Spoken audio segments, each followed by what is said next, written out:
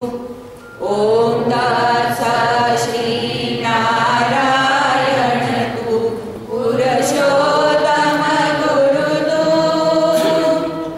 Siddha Buddha Tu Skanda Vinayaka Savita Bhagavati-power-of-thought.avi. परम पूज्य Swami ji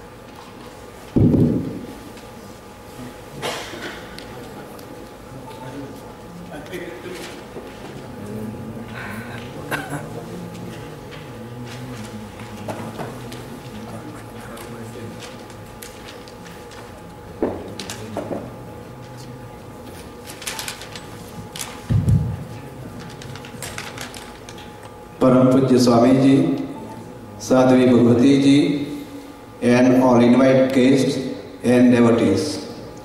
On behalf of Ram Mandir and Northwest Georgia Hindu community, we would humbly like to thank Pujya Swami Ji for gracing this occasion tonight. Last time, Pujya Swami Ji, you were here in July 2008, and we are again blessed to have you this year. We would also like to thank Mr. and Mrs. Dodia for giving us the opportunity to hold the darshan at the temple. Thank you, Pujya Swami Ji, for being with us today, and we hope that you will give us continued darshan in the future. Now I would like to invite Sadhvi Bhagawati Ji to say a few words. Please give her a warm welcome.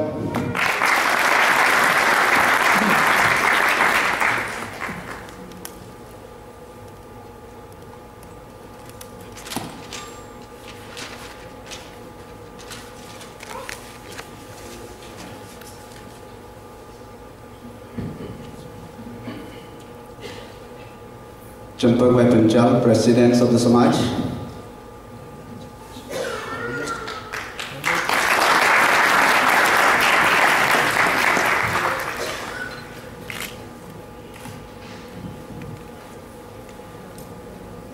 Praveen Bhai Patel, Vice President of the Samaj.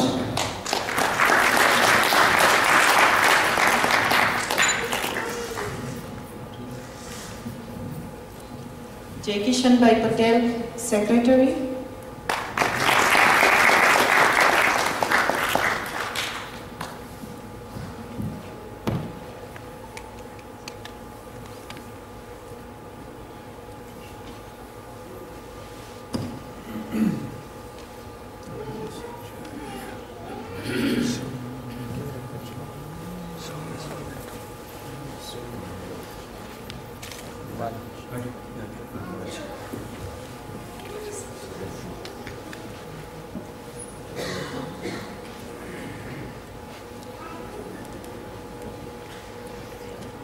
Param Pujya Swami Ji, respected priests, and all of our wonderful family and the community here.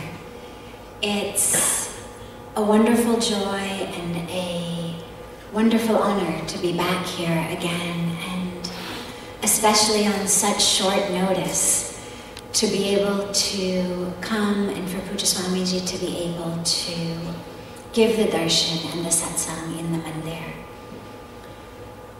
Yesterday, we were traveling from Florida here to Atlanta last night And as we were driving to the airport in Fort Lauderdale, we passed a church.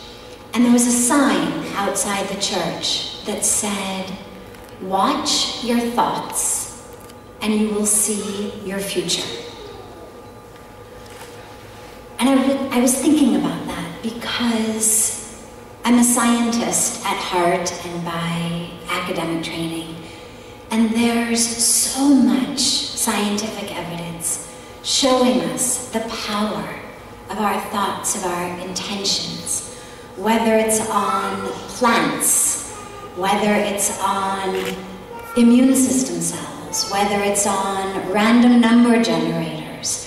They have shown over and over and over again that not even psychics and healers, but regular volunteers, regular people, with the power of their thoughts, can change anything. The power of our thoughts, either positive or negative, can actually make plants grow more quickly, slower, to sprout and blossom faster or slower, to give more fruit or less fruit. There are these machines that are called random number generators, where they're designed, they're engineered 50% of the time to give a 0 and 50% of the time to give a 1, like a coin, heads and tails. And they are perfectly engineered so that exactly 50% of the time they give you a 1, and exactly 50% of the time they give a 0. Unless, of course, you have someone sitting there directing their thoughts, and again, not a psychic, not a special healer, but they've done it with regular college students, regular volunteers, directing their thoughts, wanting more 1s or more 0s. And it actually can impact these machines to generate significantly more 0s or more 1s. They've done it with cells, cancerous cells, cells of the immune system. That power of thought can actually change the growth rate in petri dishes in science laboratories. So our thoughts, our intentions, are probably the most powerful tool that we have in our hands to create the life that we want to have, whether it's today or whether it's tomorrow. And yet, despite the fact that we have that much control of our own cells, of everything around us, whether it's plants, whether it's other people, whether it's machines. How many times have we seen that when we're cranky and angry, you lay your hand on the computer and the whole thing freezes? The power of what we're feeling and what we're thinking. Now they're telling us scientifically, actually is changing the world around us. And yet, how much attention do we even pay to what we're thinking? How much attention do we give to our minds and to our thoughts? If suddenly, sitting here, my hands started doing like this or like this or like that, I would stop them. Or if I couldn't stop them, I'd sit on them. And if I couldn't stop them, or I couldn't sit on them, I'd realize there was something wrong with me. And I'd go to the doctor and I'd say, my hands are doing this and I can't stop them. People who sleepwalk, who in states of unconsciousness, unawareness, get up and their legs move, we realize it's an illness. Doctors treat this. If suddenly we started saying things that we didn't want to say, or we started singing songs in the middle of a conversation, unaware, unconscious, we'd realize there's something wrong. One of the symptoms of a disease called Tourette syndrome is that people in the middle of a conversation burst out, saying completely inappropriate things. So we realize that our hands, our legs, our mouths should be under our control. That we should be able to tell our hands what to do, our legs what to do, our mouths what to do.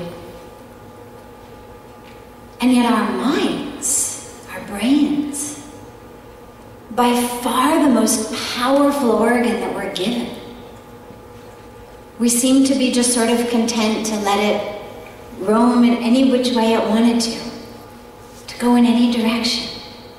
Oh, that's just my mind, we say.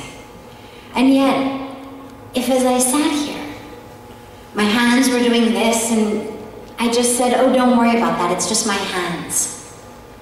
Or if I started jumping up and down and I said, oh, that's just my legs, you'd think she's crazy. What does she mean that's just her hands?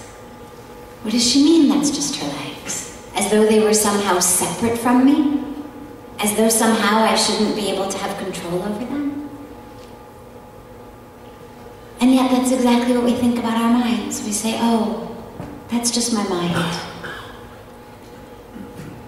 And yet we actually have the ability to have as much control over our minds and our thoughts as we do over our hands and our legs. It just takes awareness. It just takes bringing ourselves into the present moment. It takes moment to moment, minute to minute awareness. Do I want to be thinking this? And if not, we have as much power to change that as if our feet were taking us in a direction we didn't want to walk. Do I want to be feeling this?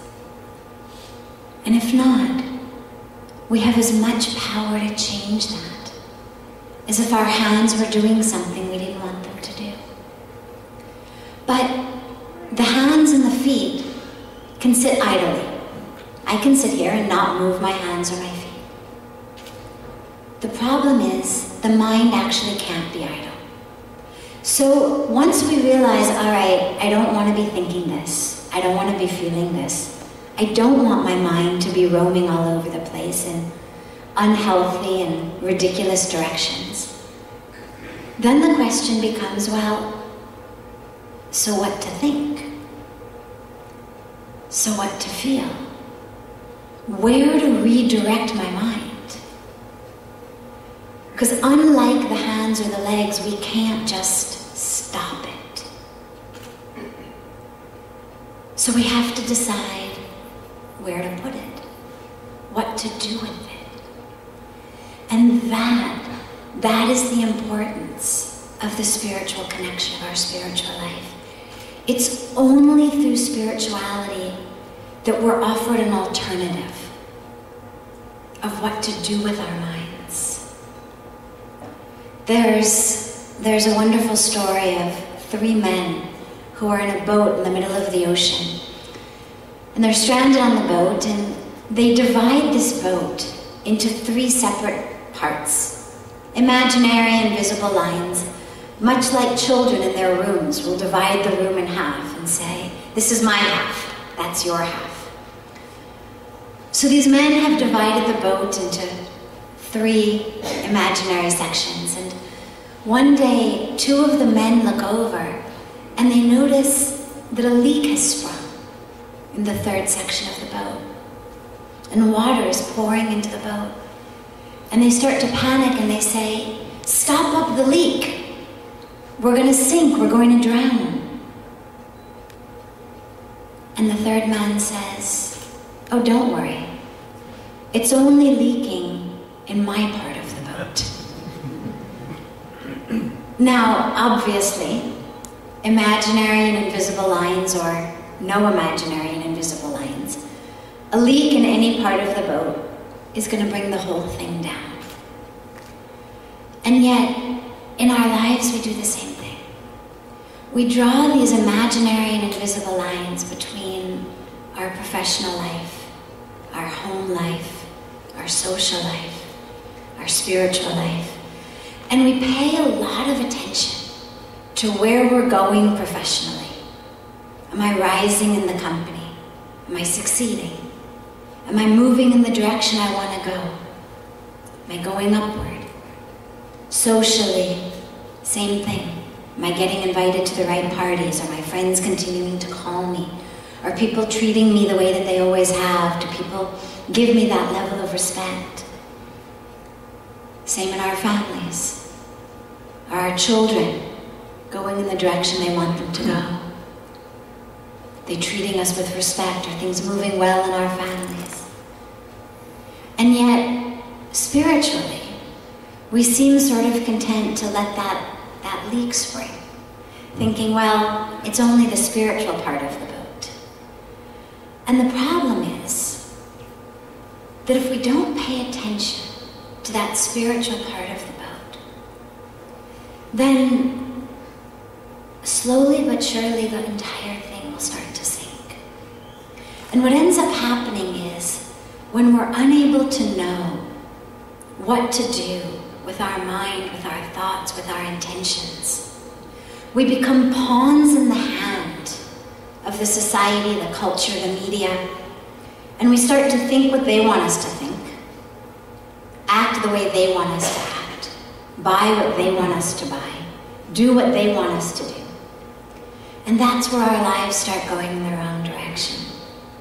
For example, we all know, all of us, deep inside, we all know that things like happiness, peace, joy, meaning in life, that these don't come from outside.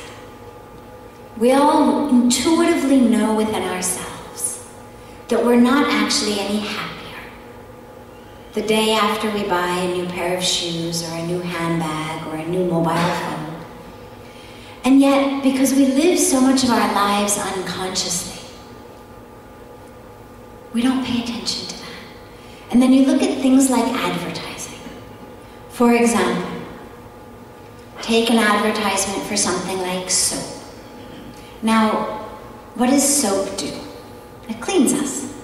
So an honest advertisement for a brand of soap would say to us, this brand of soap cleans you better than that brand of soap. But they don't say that. Instead, what they do is they show a beautiful woman and she's singing in the shower in the morning while she's lathering up, and then her equally beautiful husband comes into the bathroom and he's also singing, and they go out of the bathroom and they come into the dining room, and miraculously their child is already up and dressed for school, and he's eaten his breakfast, and his lunchbox is packed, and his homework is done. We're not selling soap. We're selling happiness. We're selling peaceful families.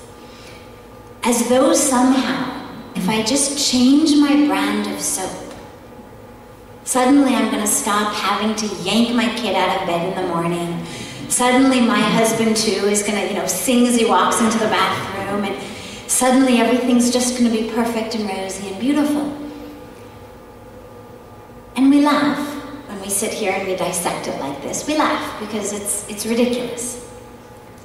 When we bring just a little bit of awareness to it, we realize how ridiculous it is.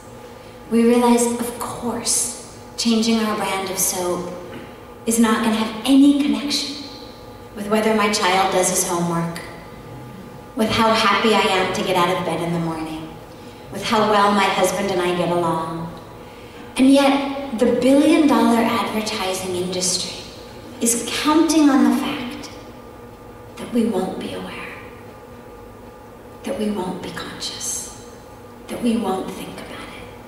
And in our drive for happiness and for peace and for meaning in our life, we continue to change our brand of soap and change our brand of dishwashing liquid and change our brands of jeans and mobile phones.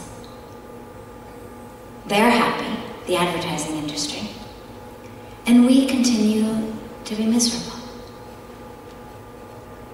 Mahatma Gandhi said it beautifully. He said, what's the point of running so fast when we're running in the wrong direction?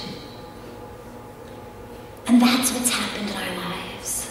We've become so busy that we've put our minds on autopilot and we've just let somebody else drive them. And so we're running really fast,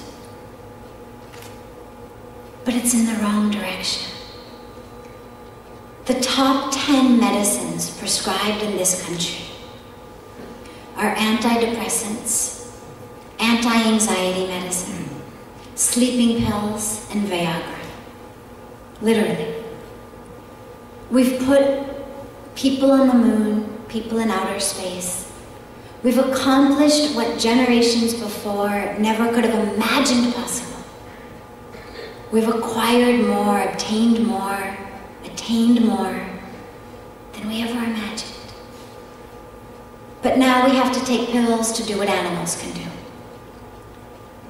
Pills to go to sleep at night. Pills to convince ourselves it's worth getting out of bed in the morning. Pills to procreate. Pills to go to the bathroom. We're running in the wrong direction.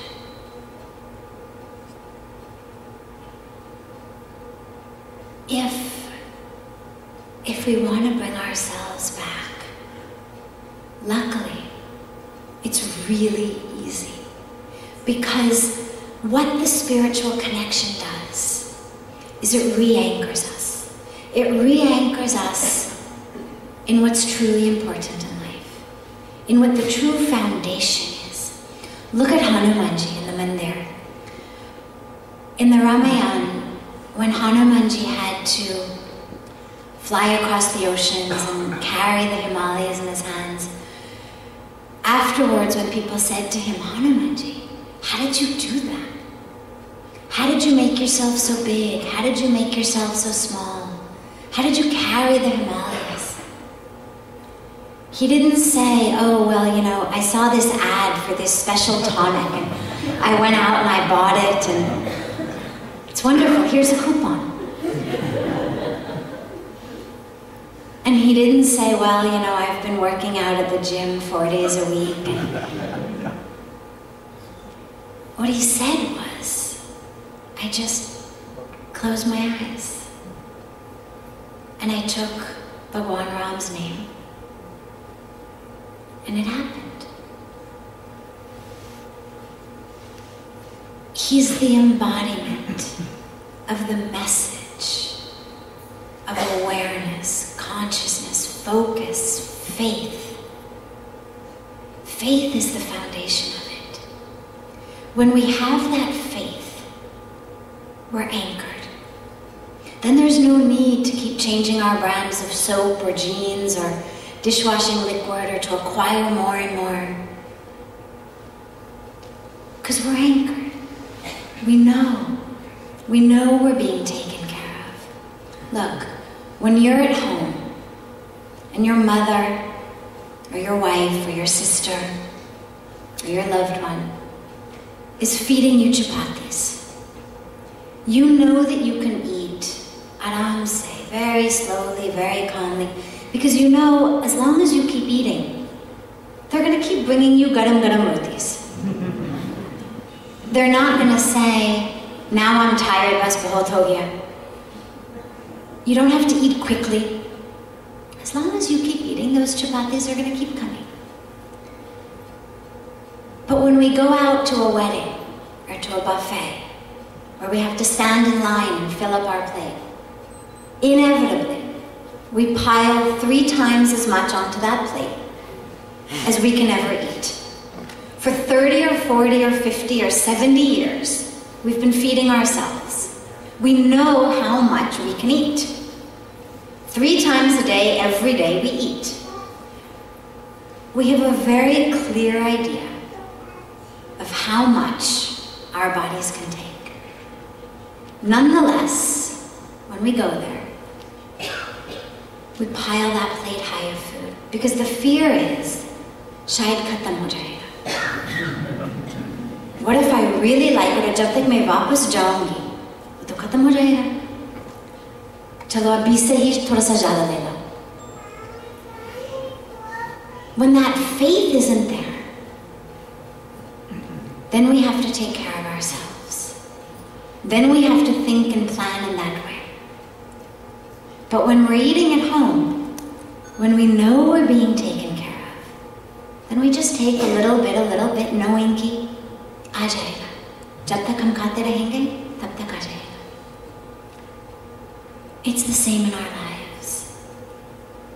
When we have that faith, when we have that faith in God, then we don't need to have our minds run in a million directions.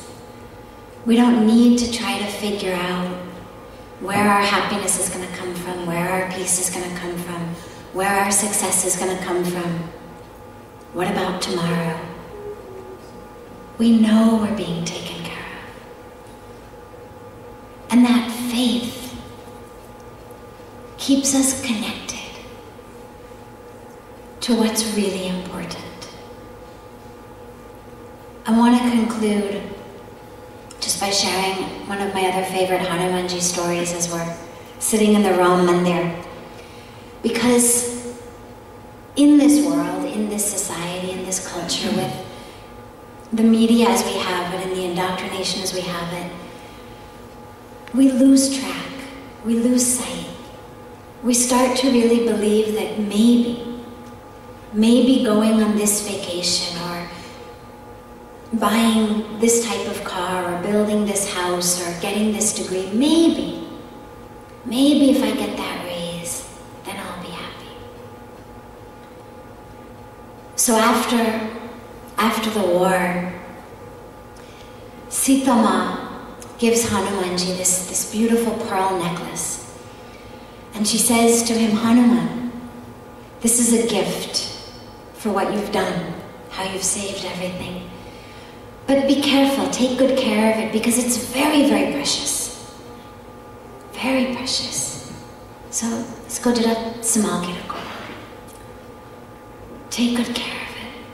So Hanumanji takes the pearl necklace and looks at it very, very carefully. And he takes one of the pearls, he looks at it from that side, from this side. Then he pulls it off the string and he bites it in half. And again, he looks at it very carefully and throws the pearl on the ground. Again, he takes another pearl off the string, bites that in half, looks at it, throws it on the ground. Slowly, he starts pulling each of the pearls off of this necklace that Sita Ma just said is super, super precious, and breaking them in half, throwing them on the ground. And Sita Ji's watching this, and finally she says, Hanuman, what are you doing? I've just told you that this necklace is so precious, and yet here you are breaking it, breaking the pearls in half. He says, you said it was precious. So if it's precious, that means that Bhagwan Ram will be in here somewhere. So I'm looking for Ram, but I'm not finding him. And if I'm not finding him, then it means it's not nearly so precious. And what I love about the story is, it reminds us immediately and instinctively, yeah, when God is there, suddenly everything is there. Suddenly everything's precious. And if God isn't there, then it doesn't matter how expensive the pearl necklace is. It's useless. It's just a string of beads. So, as we sit here in this beautiful mandir, let us remember that and take that to heart. And as we pay attention and bring consciousness and awareness to our thoughts, let us remember that by directing